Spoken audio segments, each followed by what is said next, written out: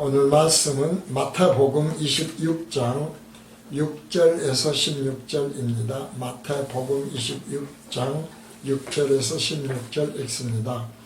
예수께서 베다니 문둥이 시몬의 집에 계실 때에 한 여자가 매우 귀한 향유 한 옥합을 가지고 나와서 식사하시는 예수의 머리에 부으니 제자들이 보고 분하여 가로되 무슨 의사로 이것을 허비하느냐. 이것을 많은 값에 팔아 가난한 자들에게 줄 수 있겠도다 하거늘 예수께서 하시고 저희에게 이르시되 너희가 어찌하여 이 여자를 괴롭게 하느냐. 저가 내게 좋은 일을 하였느니라. 가난한 자들은 항상 너희와 함께 있거니와 나는 항상 함께 있지 아니하리라. 이 여자가 내 몸에 이 향유를 부은 것은 내 장사를 위하여 함이니라. 내가 진실로 너희에게 이르노니 온 천하에 어디서든지 이 복음이 전파되는 곳에는 이 여자의 행한 일도 말하여 저를 기념하리라 하시니라. 그때 12 중에 하나인 가롯 유다라 하는 자가 대제사장들에게 가서 말하되 내가 예수를 너희에게 넘겨주리니 얼마나 주려느냐 하니 그들이 은 30을 달아주거늘 저가 그때부터 예수를 넘겨줄 기회를 찾더라. 아멘. 오늘은 마태복음 강의 219회째이고요. 예수 그리스도의 십자가 대속으로서는 5회째 강의 시간이 되겠습니다. 저는 강의를 준비할 때도 그렇고 성경 말씀을 읽으면서 늘 그야말로 항상 생각하는 것들이 우리처럼 이제 신학자가 되었던 책이 되었던 신학서적들 등이죠. 목사님의 설교들이 되었던 또 인터넷이 되었든지 간에 저런 목사님들이 자기 자신들은 성경에 대해서 잘 안다고 모두 생각을 할 것인데요. 그렇지 않겠습니까? 자신들은 성경에 대해서 잘 안다고 다 생각을 하죠. 그런데 과연 예수님의 생각은 어떤 것일까? 다시 말해서 지금 그런 신학서를 포함을 해서 특히 이단의 그런 교주들이 더 그렇습니다만은 자신들이 정말 성경을 누구보다도 잘 안다고 그래요. 그랬을 때에 예수님께서도 저들이 성경을 잘 안다고 생각을 하고 계시는 것일까? 이 생각을 저는 늘 해요. 그러니까 저도 지금 성경에 대해서 잘 안다고 물론 생각을 하면서 강의하죠. 바로 그것이 과연 내가 성경에 대해서 예수님의 말씀을 잘 깨닫고 전한다고 하는 것이 정말 예수님의 생각이고 예수님은 그것을 잘 깨달았다고 칭찬하시는 것일까? 이 생각을 늘 한다는 것입니다. 전 시간 우리가 강의에서 박원순과 백선엽이라고 하는 그 두 사람에 대해서 생각이 사람의 생각입니다. 그들을 보는 생각이 얼마나 왔다 갔다 하는 것인가. 그러면서 이런 면에서 보면 정말 대단한 것이지만 또 저런 면에서 보면 참 그들이 악한 사람들이라는 것입니다. 친일파로서 혹은 지금 박원순 같은 경우도 그 사람이 정말 좋은 일들을 많이 한 사람으로 알려져 있음에도 불구하고 결과적으로는 잘못을 저지름으로 인해서 지금 많은 그 욕을 먹고 있죠. 바로 그런데 어떻다고 그랬어요? 성경에서 보면은 인간은 전부가 다 악한데 악한 정도가 아니라 악뿐이라는 거예요. 이것이 하나님의 생각이고 예수님의 생각이라는 것을 저는 확신하고 있지요. 그래서 저를 포함해서입니다. 늘 말씀드립니다. 가톨릭의 그런 교황님들 또 우리나라에서도 김수환 추기경 같은 분들 때로는 성철 스님 같은 분들 등등을 포함을 해서 우리나라에서도 정말 사람들에게 존경받을 수 있는 사람들이 많이 있죠. 그리고 두고두고 생각하게 하시는 분들이 많이 있어요. 그런 사람들을 생각을 하면서 과연 내 입에서 그런 사람이 뭐 악하니 어떠니 할 수가 있을까 하는 생각을 하긴 해요. 그러나 성경에서는 분명히 악부인이라는 거예요. 의인은 없는 하나도 없고 선을 행할 자도 악분이 없고 악분이라는 겁니다. 그 입술은 악만 가득 찼다는 것이죠. 그것이 도대체 무슨 말씀일까 라면서 저 자신을 생각해 보면 정말 그렇다는 거예요. 그래서 제가 늘 말씀을 드리고 자주 예를 듭니다마는 이전에 어떤 분한테도 예를 들어서 한 10,000원 빌려달라고 지금 그랬는데 안 갚으면은 얼마 후에 계속 갚으라 했는데 안 갚아주고 안 모른 척하고 있으면은 욕하지 않겠나 그러니까 10,000원은 안 한대. 그럼 10만원으로도 할 거다. 10만원이 적습니까? 그럼 50만원 100만원 갈 때 떼먹어보세요. 누가 그 사람 참 착한 사람이고 친구라고 하겠어요. 10만원 5만원 100만원짜리도 못 되는 것이 인간관계라니까요. 정말 그래요. 정말 그래. 돈이 문제가 아니죠. 흉보고 뭐 어떻게 해서 앞에서 좀 싫은 소리 해봐요. 금방 기분 나빠지잖아요. 아무리 착한 사람도 그 앞에서 말해봐요. 인간은 악뿐이라니까요. 도대체가 악밖에 없다는 거예요. 그러니까 악밖에 없는 인간에게서 하나님이 생각하시는 하나님의 온전한 선이 어떻게 나오냐 이 말이죠. 나올 수가 없어요. 그렇기 때문에 우리 모두는 구원의 대상이고 그렇기 때문에 우리 모두는 지옥에 갈 수밖에 없었고 영사할 수밖에 없는 존재라는 것을 전제하는 것이 성경 말씀 전체이고 예수님이 왜 예수로 자기 백성을 저희주에서 구원할 자라고 하는 예수라는 이름으로 오신 것이 기쁜 소식인지 생각을 하라는 것이죠. 근데 다른 사람들이 어때요? 자기는 안 그렇다고 그래요. 나는 착해요. 나는 선해. 나는 괜찮은데 상대가 나빠 상대가. 우리가 여야당 지금 계속 나뉘어서 그렇습니다만은 방금 말씀드린 박원순이나 그런 그 백선엽에 대한 것도 똑같은 거 아니겠습니까? 왜 여야가 나뉘어서 그러냐 이 말이죠.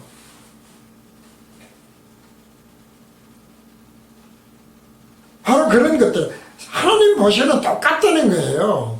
이것을 우리가 전제를 해야 돼요.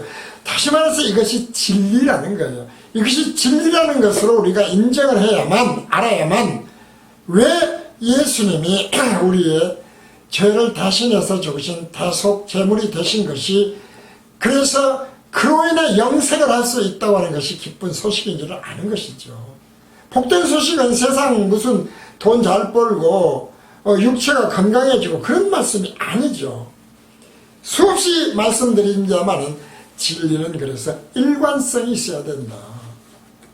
적용하는데 왔다 갔다 하면 안 된다. 일관성 없이 왔다 갔다 하는 것이 늘 문제가 되는 것이다. 그런 얘기입니다. 그건 당사자들도 마찬가지 아니겠습니까? 성추행을 박원순이라는 사람이 왜 했겠어요? 결국 자기는 괜찮다고 생각을 하는 거예요. 예수님 몸에 비싼 향유를 부은 것도 어떻게 보느냐에 따라서 전혀 달라지지 않습니까? 이웃 사랑하는 것, 정말 비싼 향유가 아니라 아주 값싼 거라고 하더라도 예수님 늘 말씀드립니다마는 산상수훈에서 말씀드리잖아요. 우리가 반드시 따라야 될 교훈이라고 하면서 많은 사람들이 산상교훈을 중요시 여기지 않습니까? 기독교에서 특히 오른밤 대달라면 왼밤 대주고 겉옷 달라면 속옷 벗어주고 라고 하는 것은 비싼 향유의 문제도 아니에요. 속옷 그까지 몇 푼이나 가겠습니까? 그렇게 사랑을 하라는 거예요. 자기 몸처럼 사랑하라는 거예요. 그러니까 그런 것을 예수님이 말씀하셨는데 그것을 가르침으로 주시든 교훈으로 주시든 산상교훈을 우리가 행할 수 있는 것이라고 만약에 도덕률로 기독교 도덕률로 기독교 율법과 같은 걸로 교훈으로 생각했다면 그런 말씀을 하신 예수님 우리가 그래서 선한 사마리아 회도 얼마나 많습니까? 그런 것을 생각했다면 이런 향유를 가지고 멀쩡하게 살아계신 예수님 몸에 밥 먹고 있는데 갔다가 머리에서도 발끝까지 붓고 있다고 그런다면은 그건 사실은 이상한 일이죠. 정말 잘못된 거예요. 그 예수님 제자들, 가룟 유다를 대표성의 원리에서 요한복음에서는 가룟 유다라고 나옵니다만은 예수님 제자들이 다 같이 이렇게 생각해서 분해했다니까요. 당연하잖아요. 그러니까 문제는 그것이 진리의 일관성에서 과연 맞는지 안 맞는지, 그것이 과연 예수님의 생각인지를 우리가 알아야 되는데, 사람의 생각으로, 사람이 귀하게 여기는 쪽에, 사람이 자기가 선하다고 생각하는 것처럼 자기의 자신의 선의 기준에 맞춰서, 관점에 맞춰서 성경 말씀을 보니까 예수님의 생각이 아닌 것이 너무나 많이 나오는 것 아니겠나, 그런 생각을 하는 것입니다. 멀쩡한 예수님한테 왜 그 비싼 향유? 자꾸 말씀드립니다만 1년째 노동자의 품삯이라 하잖아요. 10만원, 20만원 잡는다 할지라도 얼마나 어마어마합니까? 360원을 곱해보세요. 진리관성 복음이 서야만 기쁨이라고 하는 것을 주는 복음의 일관성이 생긴다는 거예요. 그 나머지는 섞인다는 거예요. 늘 말씀드리지만 유대인이 다 나쁜 말 하고 모든 이단이나 각 교파들이 다 나쁜 말 하니까 천만에요. 나름대로 좋은 말들이 참 많아요. 그런데 왜 그것이 하나로 통일이 안 됩니까? 일관성이 없어서 그렇다. 그래서 복음교실에서는 그것을 총론이라고 하는 것에서 아멘했으면 진리의 일관성으로 불별의 진리로 우리가 털끝만큼 호리만큼이라도 변질시키지 말자, 이 말씀을 끊임없이 드리는 것입니다. 진리 일관성, 복음의 일관성으로 보았을 때에는 예수님의 생각, 그것을 떠나버리는 순간 알 수가 없고, 일관성으로 보게 되면 왔다 갔다 하는 것이 그래서 생긴다는 것입니다. 예수님이 요한복음에 예수님이 그리스도이심에 대해서, 내가 메시아이심에 대해서, 자신이 메시아임에 대해서 7대 표적이 나와 있어요.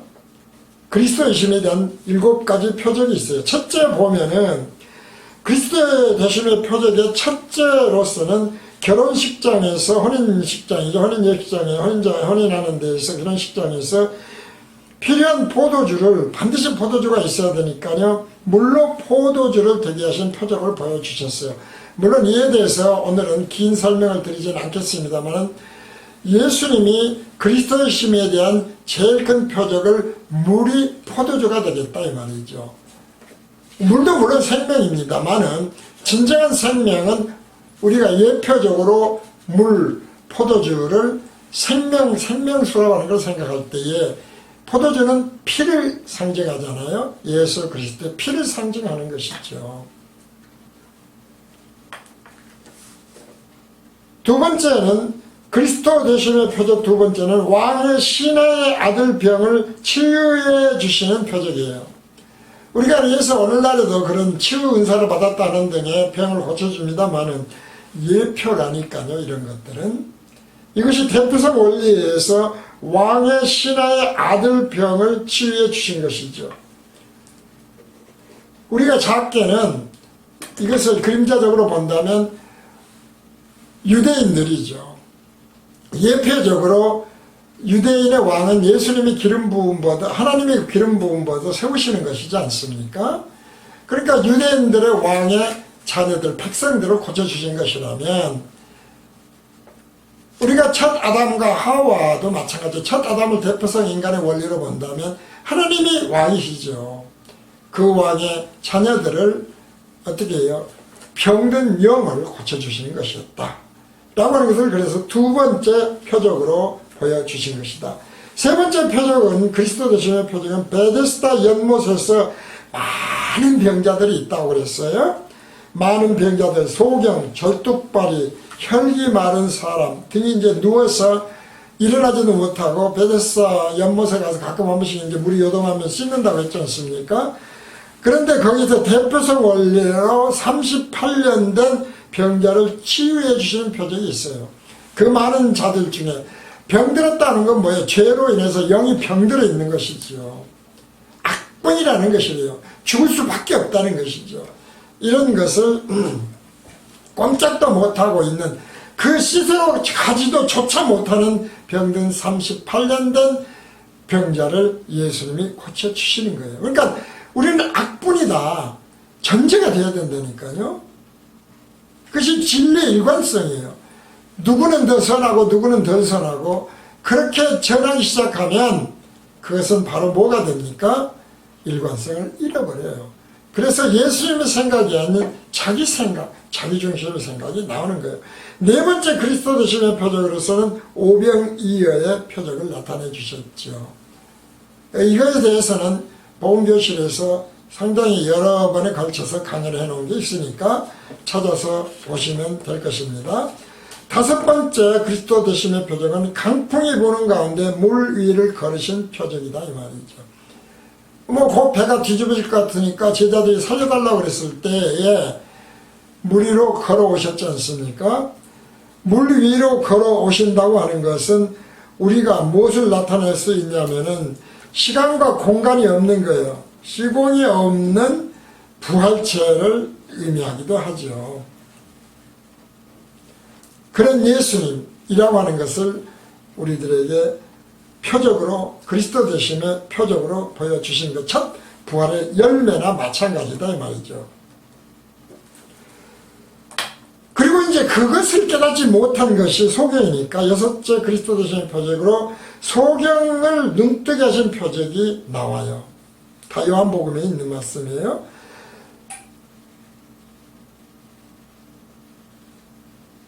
셋째 표적인 늘 병이 누워있는 자를 치유신 표적인데 여섯째 표적은 눈을 뜨게 하는 표적을 나타내고 있다고 하는 것들.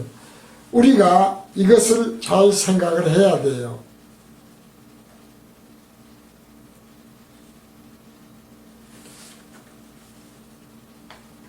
그 다음에 일곱 번째가 무엇입니까?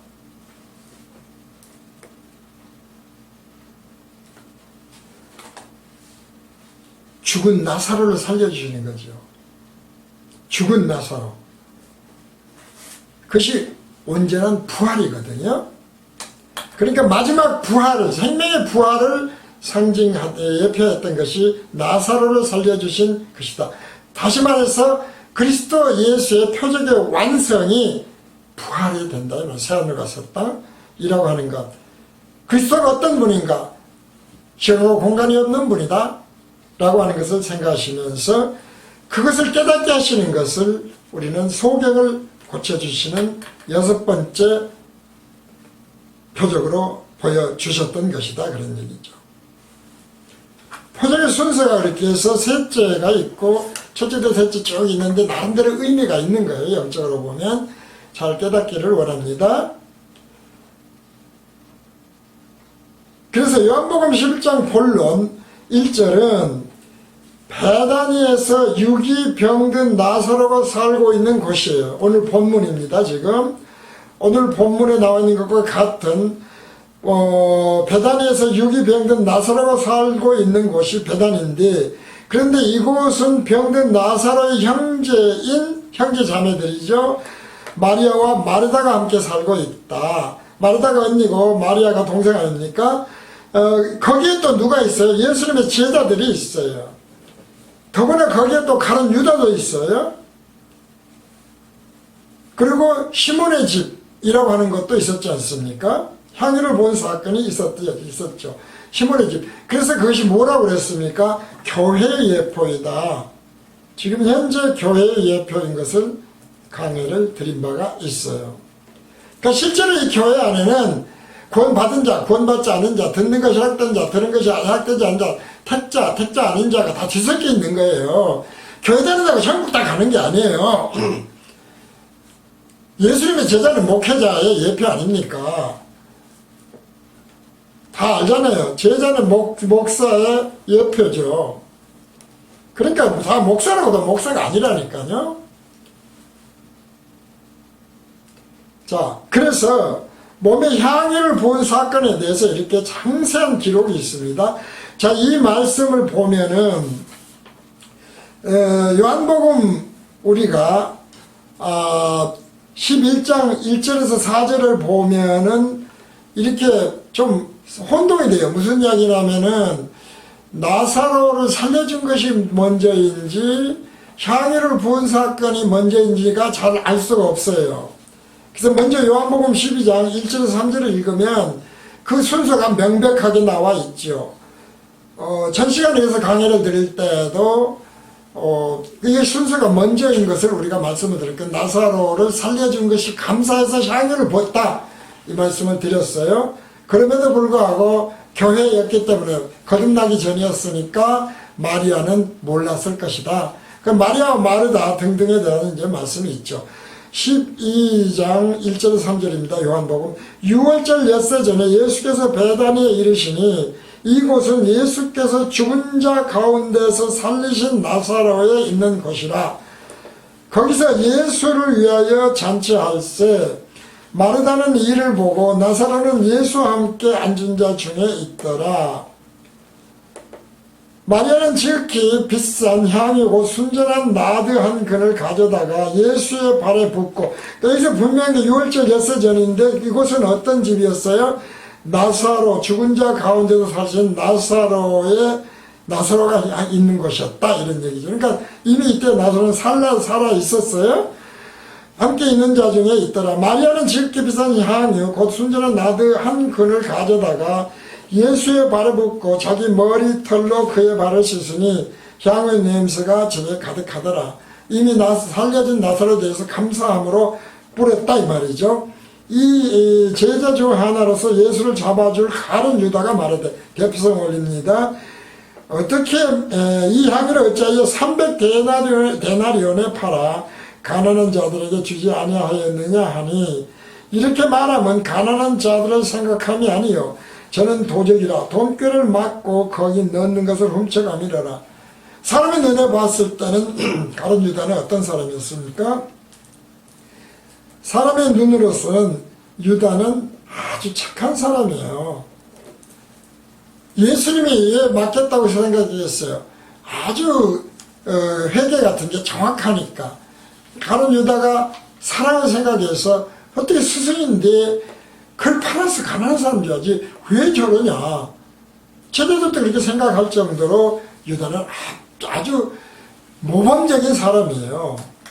기독교적으로 보면은 모범적으로 기독하는 사람의 우리가 예표였다라고 생각을 할 수가 있는 사람이 유다였다, 이 말이죠.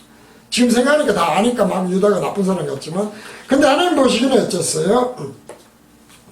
도둑질하는 동교나 가져가는 사람이에요.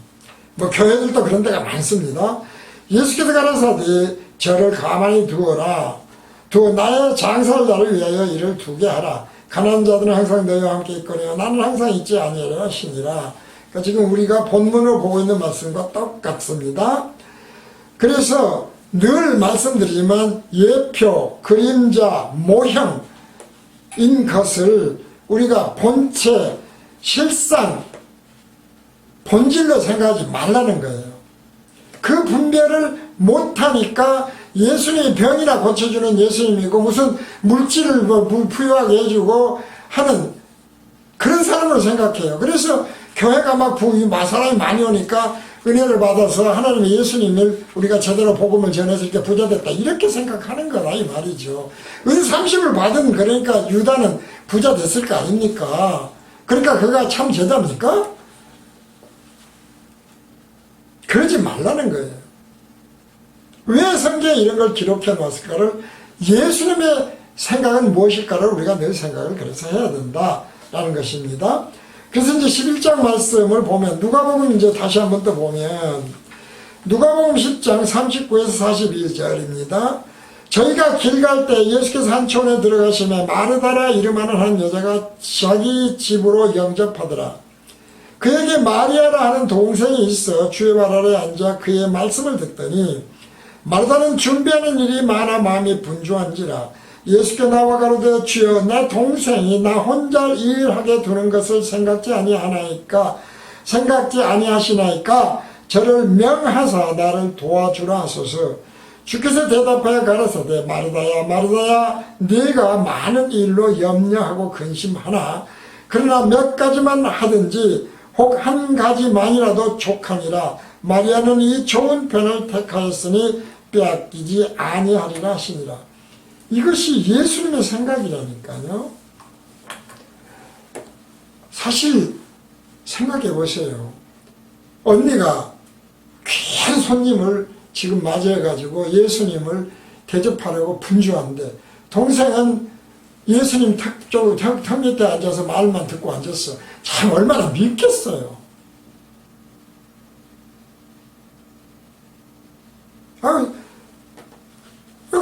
그게 하나님 예수님의 생각은 하나님의 생각이에요.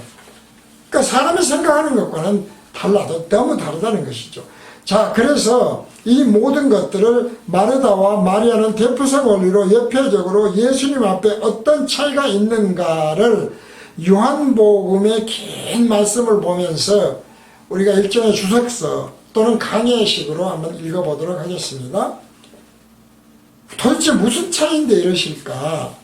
예수님은 왜 그러시는가에 대해서 진리 일관성으로 알아보자 이 말이죠. 요한복음 11장 1절에서 44절입니다.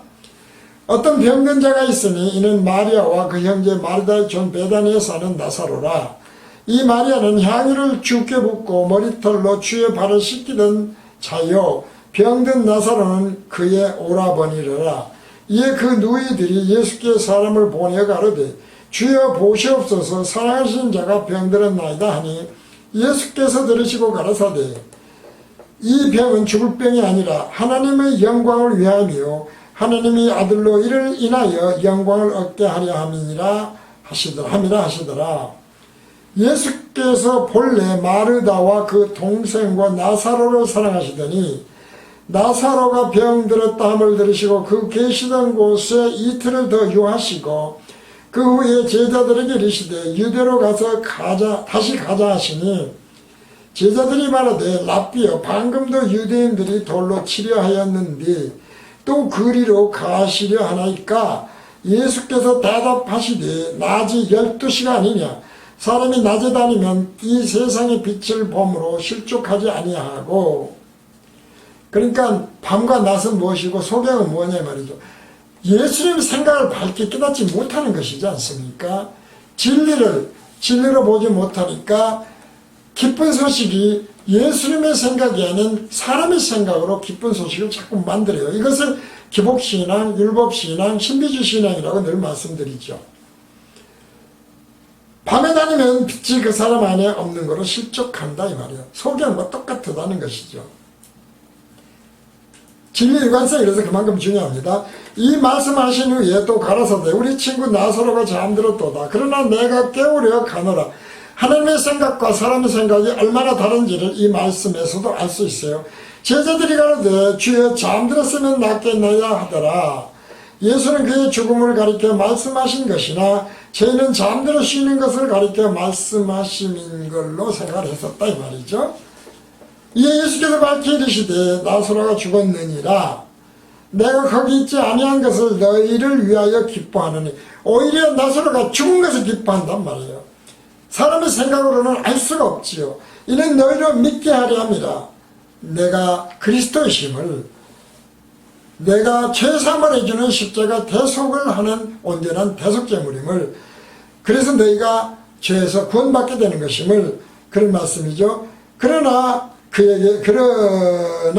그에게로 가자 하신데 디두모라 하는 도마가 다른 제자들에게 말하되 우리도 주와 함께 죽으러 가자 하니, 사실 엄청난 믿음을 가진 것처럼 도마도 이야기를 하고 있죠. 그러나 베드로가 됐든 도마가 됐든 다 우도 벗고 도망가고 모른다고 하는 자들이에요. 예수께서 와서 보시니 나사로가 무덤에 있은지 이미 나으리라. 사라는 수는 뭐라고 그랬습니까? 구원의 수라고 그랬어요. 사는 구원의 수다, 그런 말씀 드렸습니다. 베다니는 예루살렘에서 가깝기가 한 오리쯤 되매 많은 유대인이 마르다와 마리아에게 그 오라비의 일로 위문하러 왔더니 마르다는 예수 오신다는 말을 듣고 곧 나가 맞되 마리아는 집에 앉았더라. 마르다가 예수께 여짜오되 주께서 여기 계셨다면, 다 성경을 잘 압니다. 지금 내 오라비가 죽지 아니하였겠나이다. 그러나 나는 이제라도 주께서 무엇이든지 하나님께 구하시는 것을 하나님이 주실 것을 아나이다. 자, 여기까지가 일반적으로 많은 목사님들이 하는 설교예요. 그렇지 않습니까? 마르다는 대표성 원리에 따라 예표적으로 예수님 말씀을 열심히 듣는 사람이고, 그래서 마르다는 자기 나름대로 성경 말씀이나 예수님에 대해 잘 안다고 스스로 생각하는 사람이고, 그리고 예수를 위해서 열심히 일하는 사람이에요. 이 마르다였다 이 말이죠. 그런데 예수님이 뭐라고 그래요? 예수께서 가라사대 네 오라비가 다시 살리라. 성경에 대해서, 말씀에 대해서, 진리에 대해서, 복음에 대해서 잘 안다고 생각하는 목사님들을 잘 생각해야 됩니다. 마르다가 가로되 마지막 날 부활에는 다시 살 줄을 내가 아나이다. 그러자 예수님이 뭐라고 그래요? 예수께서 가라사대 나는 부활이요 생명이니 나를 믿는 자는 죽어도 살겠고 무릇 살아서 나를 믿는 자는 영원히 죽지 아니하리니 이것을 네가 믿느냐. 가로되 주여 그러하오이다. 저는 그리스도시요 세상에 오시는 하나님의 아들이신 줄 내가 믿나이다. 이 말을 하고 돌아가서 가만히 그 형제 마리아를 불러 말하되 선생님이 오셔서 너를 부르신다 하니 마리아가 이 말을 듣고 급히 일어나 예수께 나아가니 예수는 아직 마을로 들어오지 아니하고 마르다의 맞던 곳에 그저 계시더라. 유대인들의 성경을 오늘날의 목사님들이나 신학자들이 모두 다 잘한다고 생각해요. 근데 예수님이 실제로는 어떤 분인지 진정으로는 못 알고 있는 경우가 너무나 많다는 것이죠. 그 31절 마리아와 함께 집에 있어 위로하던 유대인들은 그의 급히 일어나 나가는 것을 보고 곡하러 무덤에 가는 줄로 생각하고 따라가더니 예수님이 이제 죽었으니까 예수님도 같이 곡하러 가는가 보다 그렇게 생각했다는 거예요. 마리아가 예수 계신 곳에 와서 보이고 그 발 앞에 엎드려 가로되 주께서 여기 계셨다면 내 오라비가 죽지 아니하였겠나이다 하더라. 마리아도 예수님의 향유를 붓던 그런 마리아도 잘하는 것 같지만 사실은 그런 마리아다 이 말이죠. 예수님이 길이요 진리요 생명이요 영생을 시키고 죄사함을 온전히 주시는 그런 부활을 시키시는 하나님인 것은 모르는 거예요.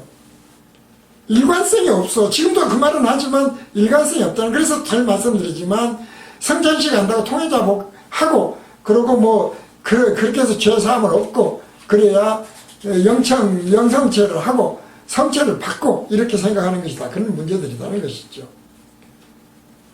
그러니까 어떻습니까? 예수께서 그의 우는 것과 또 함께 온 유대인들의 우는 것을 보시고 심령의 분통이 여기시고 민망히 여기다. 참 민망하죠.